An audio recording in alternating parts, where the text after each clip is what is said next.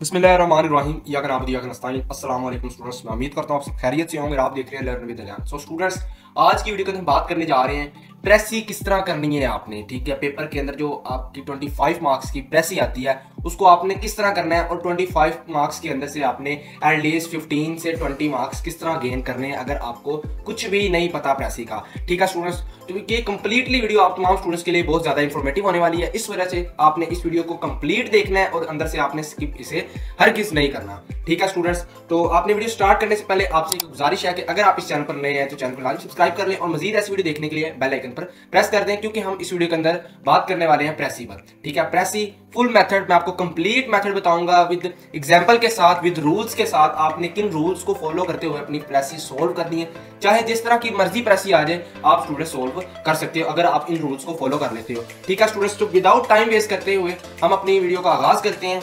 ठीक है, and first of all हम देखते हैं प्रेसी रूल्स। ठीक है, अब प्रेसी रूल के अंदर आपने सबसे पहले जो चीज देखनी है वो टाइटल सेंटेंस आ गया, जो कि आपके पास 2 मार्क्स का आता है। ओवरऑल आपकी प्रेसी देखें तो कितने मार्क्स की होती है, 25 मार्क्स की होती है। टाइटल की बात करें, टाइटल यानी कि अनुमान, सेंटेंस टॉपिक 2 मार्क्स का होता है। ठीक है, यानी कि 2 मार्क्स आपने यहाँ से गेन कर लेने हैं, पीछे आपके पास रहेंगे 23 मार्क्स। अब वो किस तरह गेन करने हैं वो भी इस वीडियो के अंदर मैं स्टेप बाय स्टेप आपको गाइड करता चलूंगा। ठीक है, अब टाइटल जो है वो आपको कहां पर मिलेगा। टाइटल या तो पैराग्राफ के पहले फिक्रे में होता है या पैराग्राफ के आखिरी फिक्रे में होता है। जब आप पैराग्राफ को कंप्लीट पढ़ लोगे तो उसके अंदर से आपको मिल जाएगा एक टाइटल नेम। ठीक है, अब टाइटल नेम किस तरह का होता है वो भी मैं आपको बताता हूं। ठीक है स्टूडेंट्स, तो टाइटल नेम 1 या 2 या 3 या 4 अल्फाज पर मुश्तमिल होता है। ठीक है, पहली बात ने कही है कि पैराग्राफ के पहले फिक्रे में होता है या पैराग्राफ के आखिरी फिक्रे में होता है। फिर सेकंड बात करते हैं 1 या 2 या 3 या 4 अल्फाज पर मुश्तमिल होता है ये टाइटल। ठीक है, और नोट यानी कि सबसे अहम बात इसके अंदर ये है कि सेंटेंस, प्रोवर्ब, कोटेशंस जो उस प्रेसी के अंदर होंगे, ठीक है, उस पैराग्राफ के अंदर होंगे, वो कभी भी टाइटल नहीं हो सकते। ठीक है स्टूडेंट्स, मैं बात रिपीट कर रहा हूं, सेंटेंस, प्रोवर्ब, कोटेशंस, इनको आपने एज अ टाइटल यूज नहीं करना। आपने सिर्फ प्रेसी को पढ़ना है और प्रेसी के अंदर फर्स्ट लाइन या लास्ट लाइन से आपको प्रेसी का जो टॉपिक होगा, जो टाइटल होगा, वो आपको मिल जाएगा। ठीक है, उम्मीद करता हूं अभी तक जितना समझाया आपको समझ आ गई होगी। उसके बाद अब आपको बताता हूं कि टाइटल होगा किस तरह का।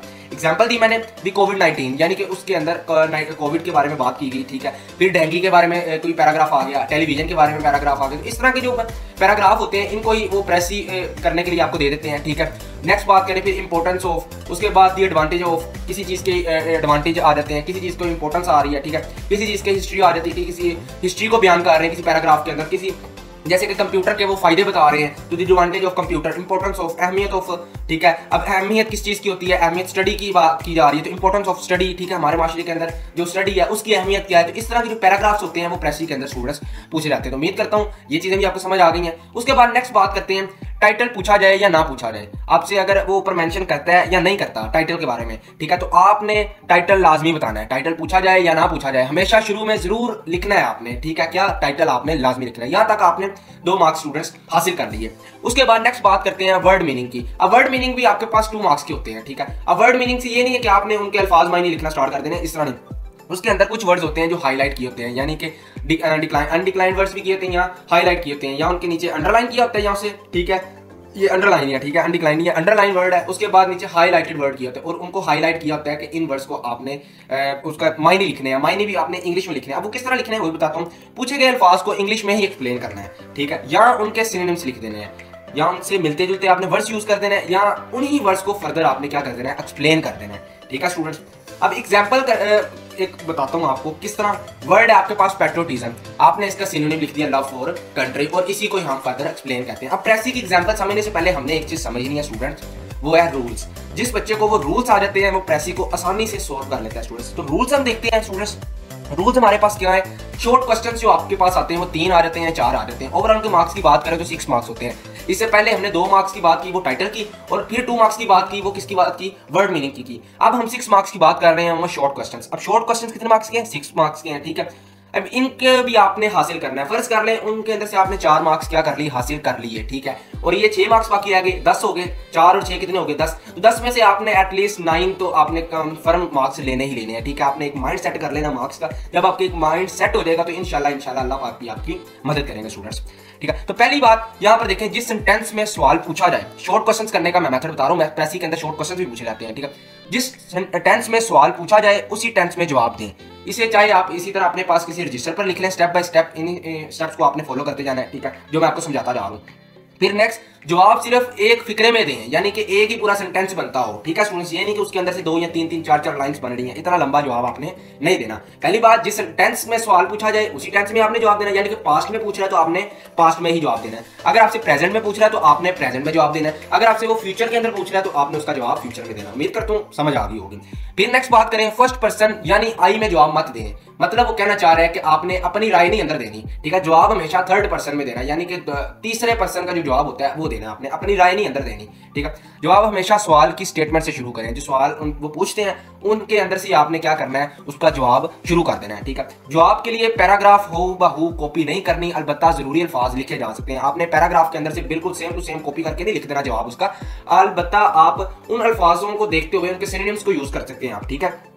ये एक बेस्ट तरीका है जो मैं आपको साथ शेयर कर रहा हूँ। पूरी यूट्यूब पर आपको इस तरह की कोई वीडियो नहीं मिलेगी स्टूडेंट्स, मैं आपको बिल्कुल जीरो लेवल से समझा रहा हूँ, ठीक है। तो आपने इन स्टेप्स को गौर से समझना है, ठीक है, और समझने के बाद आपने इनकी प्रैक्टिस भी करनी है। जवाब हमेशा अपनी लैंग्वेज यानी सेल्फ राइटिंग में दें, ठीक है। अपने सेल्फ राइटिंग में देना है, अपनी लैंग्वेज, यानी कि उसके अंदर उसने आई में जवाब मत दें। इसका मैंने आपको बताया कि आपने अपनी राय नहीं देनी, लेकिन यहाँ पर उसने कहा कि सेल्फ राइटिंग। सेल्फ राइटिंग से ये नहीं कि आपने अपने से लिखना स्टार्ट कर देना है। सेल्फ राइटिंग वो कि उस पैराग्राफ को आपने वर्ड्स को उन्हीं वर्ड्स को यूज करते हुए जवाब लिखना है, ठीक है। जवाब हमेशा सेल्फ राइटिंग में होना चाहिए। आसान से आसान अल्फाज या वोकैबुलरी का इस्तेमाल करें, जो सबसे आसान लफ्ज होते हैं उनका आपने इस्तेमाल करना है। फिर स्टेप 7 देखें, कभी भी आंसर में पर्सनल व्यूज मत लिखें। जवाब सिर्फ पैराग्राफ से मुतल्लिका होना चाहिए। अपनी राय नहीं आपने देना स्टार्ट कर देनी कि नहीं इस तरह होना चाहिए था, नहीं इस तरह होगा फर्दर, ठीक है। तो जिस टेंस के अंदर उन्होंने आपसे सवाल पूछा है उसी टेंस के अंदर आपने जवाब देना है ओवरऑल, और अपनी राय नहीं देनी। उसके अलावा आपने जो वर्ड्स हैं वोकैबुलरी है वो इजी वर्ड्स, आसान से आसान यूज करने हैं। ये 3 4 अंदर से इंपॉर्टेंट थे, ठीक है, वो मैंने आपके साथ इस तरह शेयर कर दिए। इसके साथ साथ स्टूडेंट्स नेक्स्ट बात करते हैं। ये तो अभी तक हमने किसके देखे हैं, शॉर्ट क्वेश्चंस के स्टेप्स रूल्स देखे हैं। अब हम देखने लगे हैं रूल्स ऑफ प्रेसी। फिर इसकी हम एग्जांपल भी देखेंगे, ठीक है। एग्जांपल भी आपको समझाऊंगा कि एग्जांपल आपने किस तरह करनी है। तो रूल्स ऑफ प्रेसी राइटिंग 15 मार्क्स, यानी कि 15 मार्क्स की आपके पास प्रेसी होगी, 6 मार्क्स के आपके पास शॉर्ट क्वेश्चन होंगे, 2 मार्क्स के वर्ड्स मीनिंग, 2 मार्क्स के आपके पास टाइटल हो गया, ठीक है। अब रूल्स ऑफ प्रेसी क्या देखें, पहला आपने देखना है प्रेसी के टेंस, पैराग्राफ का टेंस होना चाहिए, यानी कि जो टेंस उसके अंदर यूज हो रहा है वही टेंस आपने फर्दर यूज करना है। यानी कि पास्ट हो रहा है तो आपने पास्ट ही इस्तेमाल करना है, फ्यूचर हो रहा है आपने फ्यूचर ही टेंस इस्तेमाल करना है। प्रेसी तकरीबन असल पैराग्राफ का 1/3, 1 डिवाइडेड बाय 1 तकसीम बाय 3 होनी चाहिए। यहाँ पर बात क्या कर रहा है, बात वो ये कर रहा है, साइड पर मैंने एक छोटी सी आपको एग्जांपल भी दी है कि 238 आपके पास फर्ज कर लें वर्ड्स हैं, कितने 238 वर्ड्स हैं आपके पास, ठीक है। अब इनको आपने डिवाइड कर देना है इस 3 के साथ, ठीक है स्टूडेंट्स। इस 3 के साथ जब डिवाइड करेंगे तो यहाँ पर देखें 238 है। अब 23 देखें कि किस 3 के टेबल पर कहाँ पर आता है, तो 23 तो नहीं आता, उसके करीब करीब कोई वर्ड आता है, हाँ 7 पर आता है। 3 को अगर 7 के साथ मल्टीप्लाई करेंगे तो यहाँ पर आ जाता है 21, और 23 में से 21 जब माइनस कर दिए गए तो आपके पास पीछे रह जाते हैं 2, जो कि मैंने इधर लिख दिया, यहाँ पर आ गया 2, और ये आपके पास हो गया 28। अब 28 3 के टेबल में नहीं आता, 27 आता है, ठीक है। तो 3 आपने देखना है कि हम मल्टीप्लाई करेंगे कि 27 कहाँ पर आता है, 3 को मल्टीप्लाई करेंगे आप 9 के साथ तो 27 स्टूडेंट्स आ जाता है। तो इस तरह जो पीछे 1 रह गया उसको आपने पॉइंट के बाद लिख देना है। अब ओवरऑल आपके पास आंसर आ गया 79, मतलब कि अब इसके तीसरा हिस्सा जो बना है वो 79 अल्फाज का बना है। 238 वर्ड्स को आपने 79 वर्ड्स के अंदर कन्वर्ट करना है, ठीक है। उम्मीद करता हूँ समझ आ गई होगी। प्रेसी में कम से कम फुल स्टॉप का इस्तेमाल करें, सबसे कम आपने फुल स्टॉप्स का इस्तेमाल करना है। प्रेसी सिर्फ एक पैराग्राफ में होनी चाहिए, मतलब आपने अंदर ज्यादा से ज्यादा पैराग्राफ नहीं बनाने, एक ही पैराग्राफ बनाना है, उसके अंदर सारी बात क्लियर कर देनी है जो उन्होंने पैराग्राफ के अंदर बताई होगी, यानी प्रेसी करने के लिए दी होगी, उसको आपने समझना है, देखना है, और उसको आपने एक पैराग्राफ के अंदर कन्वर्ट कर देना। अब उसके वर्ड्स कितने होने चाहिए वो आपको, जितने आपने पहले टोटल वर्ड्स काउंट कर लेने हैं, कितने होंगे 238 होंगे। आप अपने प्रेसी को देख लीजिए कि ये मैंने एक अंदाजा लगाया, ठीक है, समझ आ गई होगी। अगर नहीं आई तो आप मेरे से कमेंट सेक्शन में पूछिएगा, मैं उसका जवाब भी आपको लास्ट में दूंगा स्टूडेंट्स। उसके बाद नेक्स्ट देखें तो प्रेसी में फर्स्ट पर्सन का इस्तेमाल मत करें, क्योंकि अच्छी प्रेसी में सिर्फ थर्ड पर्सन का इस्तेमाल किया जाता है। पहले मैंने आपको बात बताई है शॉर्ट क्वेश्चन के लिए भी और प्रेसी के लिए भी यही बात है। जब आप इन रूल्स को फॉलो करते हुए प्रेसी करेंगे और आपको टेंसेस वगैरह भी आते हैं स्टूडेंट्स, मैं आपको गारंटी के साथ कहता हूँ 15 में से आप 12-13 मार्क्स हासिल कर सकते हैं, ठीक है। और ओवरऑल 25 के अंदर से बात करें तो 21 तक भी स्टूडेंट्स के मार्क्स आते हैं प्रेसी के अंदर, ठीक है।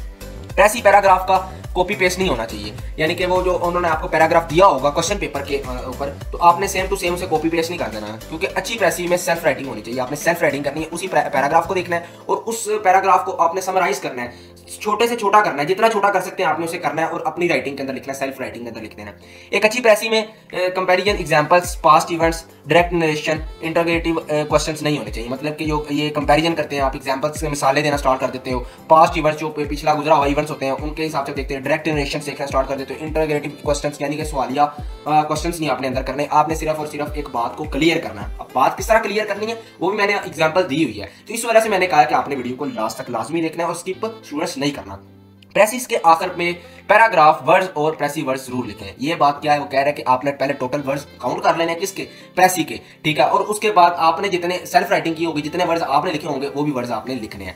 अब स्टूडेंट्स मैं आपके साथ इसकी एग्जांपल शेयर करने जा रहा हूँ, ठीक है। तो अगर आपने यहाँ तक वीडियो देख ली है तो आपसे एक रिक्वेस्ट है कि आपको ये वीडियो अच्छी लगी होगी तो वीडियो को लाजमी लाइक करिएगा अगर आपके लिए बेनिफिट वाली वीडियो है, ठीक है। अब यहाँ पर मैंने एक ships are not of course made cheaply for player, their biggest use is that they carry goods. मैं आपका ये टाइम वेस्ट नहीं करता, बस मैंने ये पैराग्राफ लिख लिया, कहीं से मुझे मिल गया, आपकी बुक में से ही मैंने ले लिया जो ग्रामर की है। तो मैं अब उसको सोल्व करने का मेथड बताता हूँ, जो रूल्स मैंने आपको समझाया ना अभी, उन्हीं रूल्स को देखते हुए हम इसको सोल्व करते हैं, ठीक है स्टूडेंट्स। तो पहले तो आपने इस पूरे पैराग्राफ को देख लेना। मैंने इस पूरे पैराग्राफ को वर्ड्स को काउंट किया तो वो मेरे पास आए 238। जब 238 वर्ड्स आ गए तो मैंने इनको डिवाइड कर दिया 3 के साथ, 3 के साथ डिवाइड किया तो 79.8 या 79.1 कुछ समथिंग कुछ भी आंसर आ रहा था। और पॉइंट के बाद जो वर्ड्स आ रहे थे उनको नहीं आपने देखना, 79 वर्ड्स को देखना है। अब यहाँ पर सवाल ये होता है कि सर पूरे 79 ही वर्ड्स आने चाहिए, कैरेक्टर्स आने चाहिए? नहीं, आप 3-4 वर्ड्स ऊपर लिख सकते हैं, 3-4 वर्ड्स आप कम लिख सकते हैं। यानी कि 79 है तो 85 तक वर्ड्स यूज कर सकते हैं। अगर आपके पास 79 आ गए तो आपके वर्ड्स थोड़े कम बने तो 75, 74, 73, 2 तक आप जा सकते हैं, लेकिन इससे कम नहीं आपने करना, ठीक है स्टूडेंट्स। और उसके बाद अब जो ओवरऑल इस पैराग्राफ के अंदर बात हुई है, हम पहले उसको समझ लेते हैं। जारी सी बात, आप जब पैराग्राफ पढ़ोगे तो उसकी उर्दू समझोगे, जब आपको उर्दू समझ आ जाएगी तो फिर आप आसानी से प्रेसी सोल्व कर सकते हैं। तो इसके अंदर बात की गई है, बहरी जहाज यकीनन खुशी के लिए नहीं बनाए जाते। इनका सबसे बड़ा इस्तेमाल ये है कि वो सामान लेकर जाते हैं। सामान एक मुल्क से दूसरे मुल्क, अगर जहाज मौजूद ना होते तो बरतानवी हुकूमत बरतानवी जजीरों में लोगों को खाना खिलाने के काबिल नहीं होती। एरोप्लेन बहुत महंगे होते हैं, ठीक है, जहाज़ जो है वो बहुत महंगे होते हैं और इनमें इतने नहीं होते कि इंग्लिस्तान जैसे छोटे मुल्क को भी खाना खिला सकें।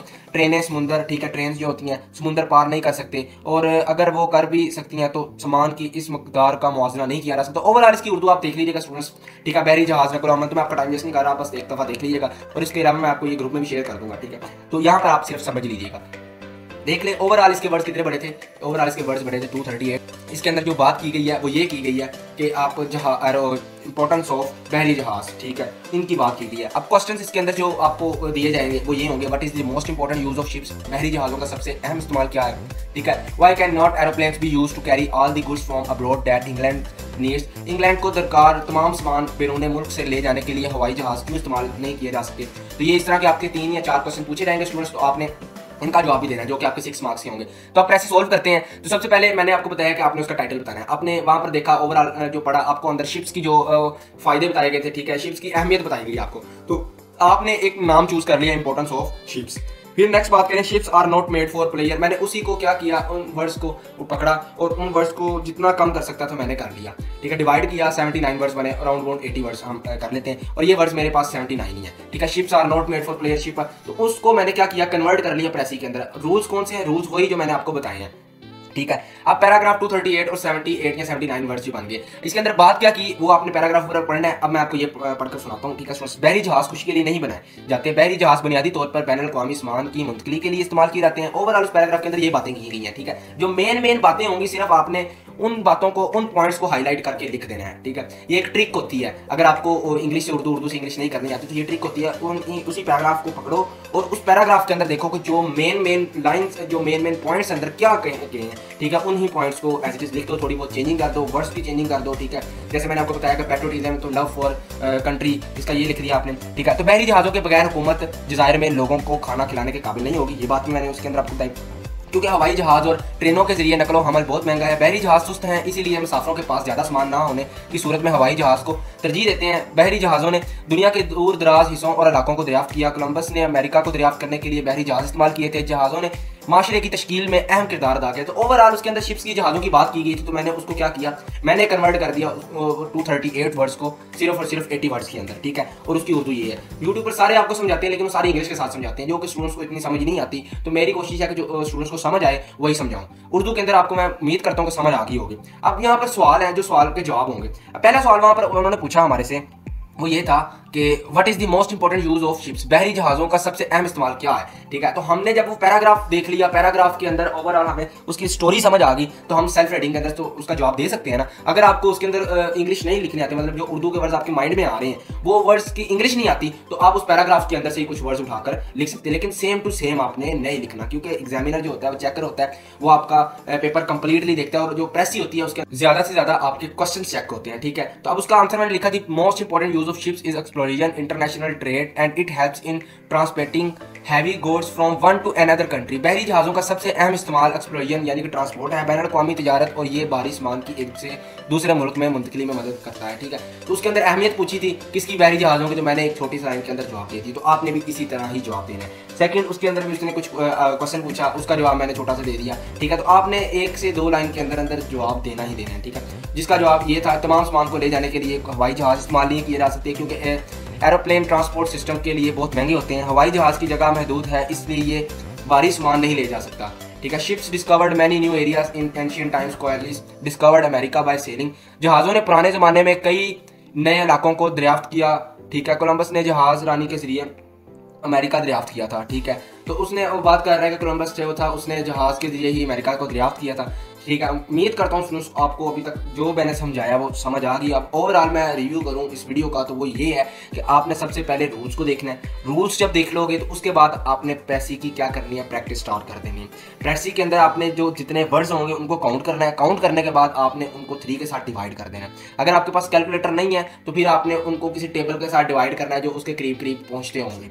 ठीक है, उसके बाद फिर आपने क्या करना है, डिवाइड करने के बाद जो आपके पास आंसर आएगा उतने ही वर्ड्स की आपने प्रेसी लिखनी है, और प्रेसी लिखते वक्त आपने पहले 3 से 4 दफ़ा पैराग्राफ को रीड कर लेना है जो उन्होंने क्वेश्चन पेपर को में दिया होगा। जब आपको क्वेश्चन पेपर के अंदर दिया हुआ पैराग्राफ अच्छे से समझ आ जाएगा तो फिर आप अपनी सेल्फ रेडी के अंदर भी पैराग्राफ को कन्वर्ट कर सकते हैं। ठीक है, जब आप उसको कन्वर्ट कर लोगे तो फिर आपको ये भी समझ आ जाएगी कि जो क्वेश्चन हैं उनके आंसर्स क्या लिखने हैं। ठीक है स्टूडेंट्स, मैं उम्मीद करता हूँ आप इन ही स्टेप्स को अगर फॉलो कर लेते तो इंशाल्लाह अल्लाह पाक के हुक्म से आपके 25 मार्क्स के अंदर से 20, 18, 17, 16 मतलब कि 18 से अब आप तमाम स्टूडेंट्स के मार्क्स आ जाएंगे, इस बात की मैं आपको गारंटी देता हूँ। ठीक है स्टूडेंट्स, उम्मीद करता हूँ आपको भी वीडियो अच्छी लगी होगी। चैनल को सब्सक्राइब करना आपने नहीं भूलना, वीडियो अच्छी लगी तो वीडियो को लाइक करें, अपने दोस्तों के साथ शेयर करें। इसके साथ साथ अगर आपने हमारा अभी तक व्हाट्सएप चैनल को ज्वाइन नहीं किया तो उसका लिंक मैं डिस्क्रिप्शन में दे दूँगा, उसे भी ज्वाइन कर लें। ये कंप्लीट जो मैं रूल्स बताए हैं वो ग्रुप के अंदर शेयर कर दूंगा, और उसके अलावा जो ये मैंने आपको पैराग्राफ समझाने की कोशिश की है, ठीक है, तो ये भी मैं ग्रुप के अंदर ही शेयर कर दूंगा, क्योंकि कुछ स्टूडेंट्स होते हैं जिन्हें अगर इस तरह समझ ना आए तो वो